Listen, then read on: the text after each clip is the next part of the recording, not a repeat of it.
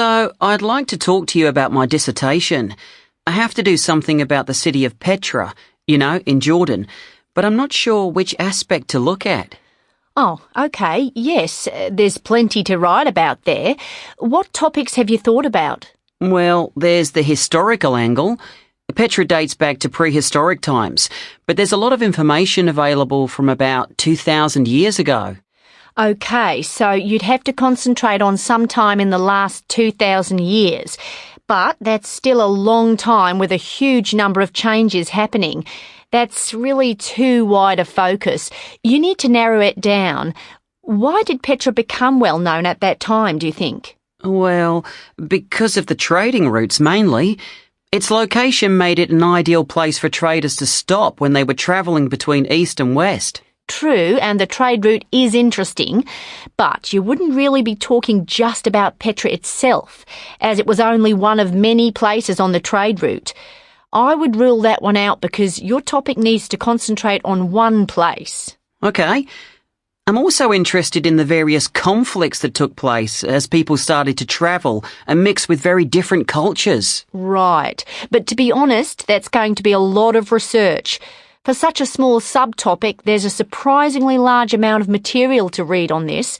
I think it might take too long. Yes, I had noticed that. So I guess that leaves Petra's architecture, though it might be seen as rather an obvious choice. Well, there's a lot of potential there. You could talk about the unique style of half building and half carving into the rocks. That is really fascinating. But I'm worried that it might require some specialist knowledge of building techniques and so on. I'm interested in architecture, but my background is more history and social studies. Understood. So, any other thoughts? Actually, I'm very interested in the buildings in the context of the present-day community of Petra. Apparently, people go and sleep in the cave dwellings, even though they've been given modern houses to live in. Living in caves is very much part of their culture. Well, I agree it's interesting, but I think you would get drawn into talking about tourism, and that's not really suitable for your degree. I think some kind of focus on the past would be more relevant for a dissertation.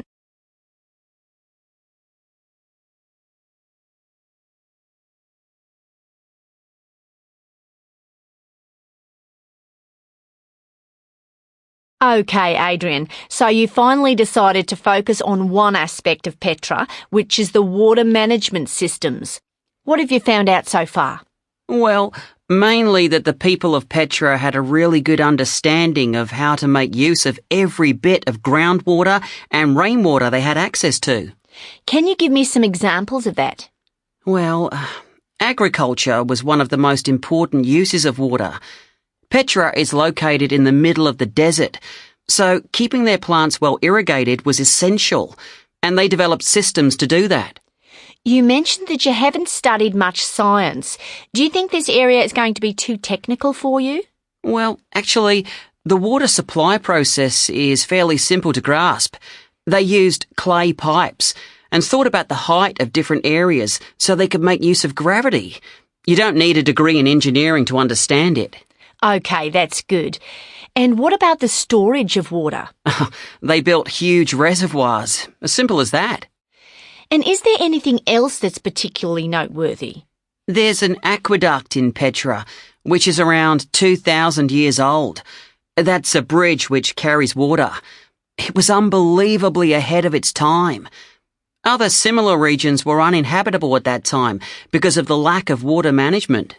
OK. And what other aspects do you want to focus on? Well, the social history angle.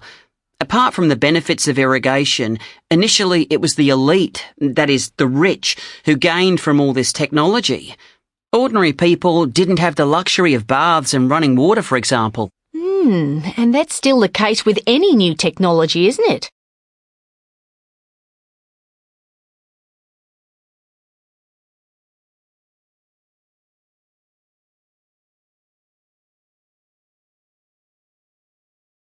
Hi, Tanya. Oh, hi Dylan. How's your course going? Really well. I'm enjoying most of the lectures, and I'm looking forward to the Science and Technology Festival next week. Are you? Definitely. Although I haven't checked how much each talk costs to get in, I really hope it's not too much. If we do have to pay a lot on the door, I'll only be able to see one or two. My biggest worry is that there won't be anything related to my studies.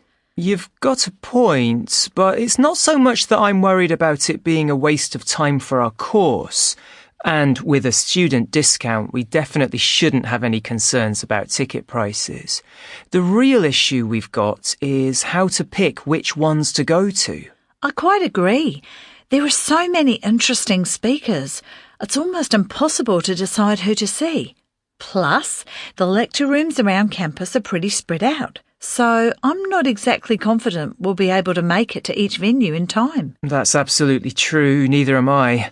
We'll have to look at the timings in the programme, but hopefully the organisers will have thought of that and won't be expecting everyone to run from one talk to another. I'm not sure about that. The schedule must be really tricky to plan. There are bound to be problems.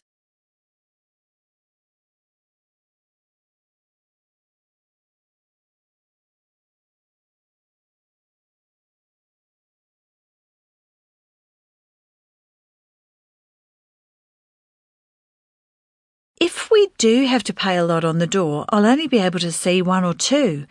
My biggest worry is that there won't be anything related to my studies. You've got a point, but it's not so much that I'm worried about it being a waste of time for our course. And with a student discount, we definitely shouldn't have any concerns about ticket prices.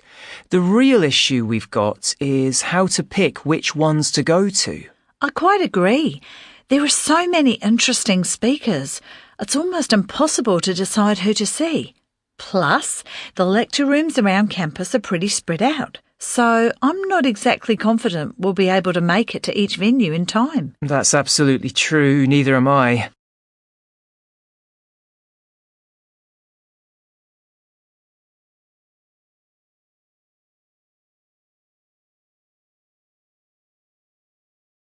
Anyway, which talks are you planning on seeing?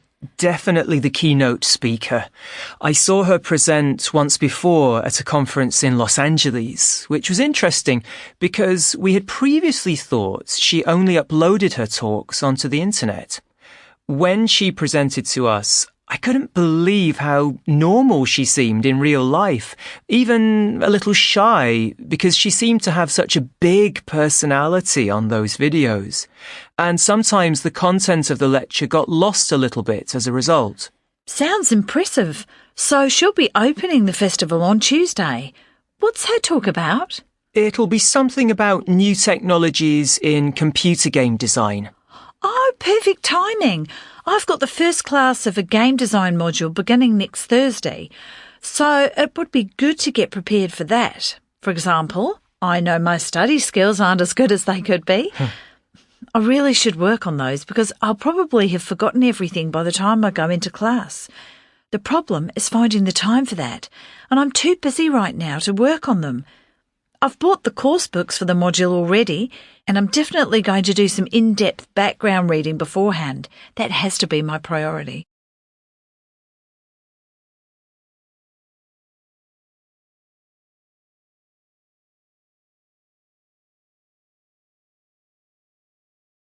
Good idea. And my note-taking skills need work as well. But science and technology students don't seem to get much help. In laboratory tutorials, it sometimes seems like everyone's a little nervous about coming up with ideas for particular experiments. So I just start talking, even if I don't know what I'm talking about. I always feel like I'm dominating the conversation and speaking too much, but after I've made my point, everyone else suddenly discovers what they want to say and we can relax. I know how you feel. Anyway, let's think about what to do after the keynote speech on Tuesday. There are 2 talks which immediately follow it, but neither of them look that interesting, so it would probably be a better idea if we use that time to decide which of tomorrow's lectures we should attend. Shall we grab a coffee while we're doing that? That's a great idea. Then we can go to that final lecture on virtual reality applications a bit more refreshed.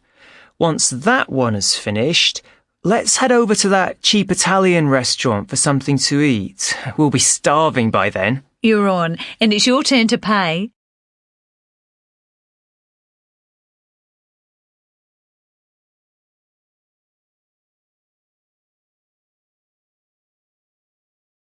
We also need to consider what to include on our summary for the department webpage. As neither of us are brilliant at taking notes, let's try to find a system that will work for us both.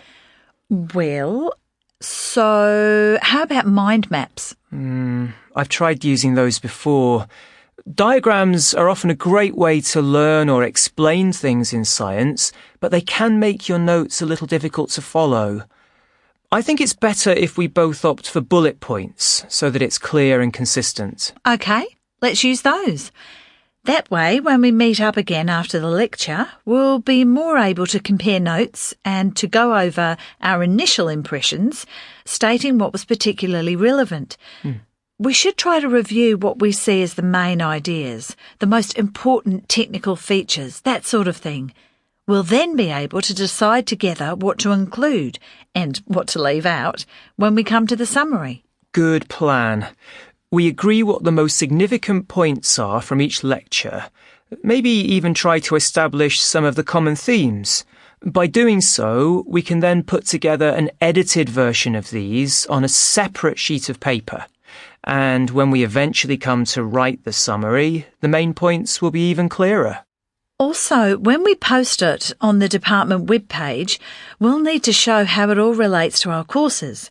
In order for us to get some feedback about this, we should probably contact our tutor and send her a summary of the main points. OK, let's make sure we email her tonight then.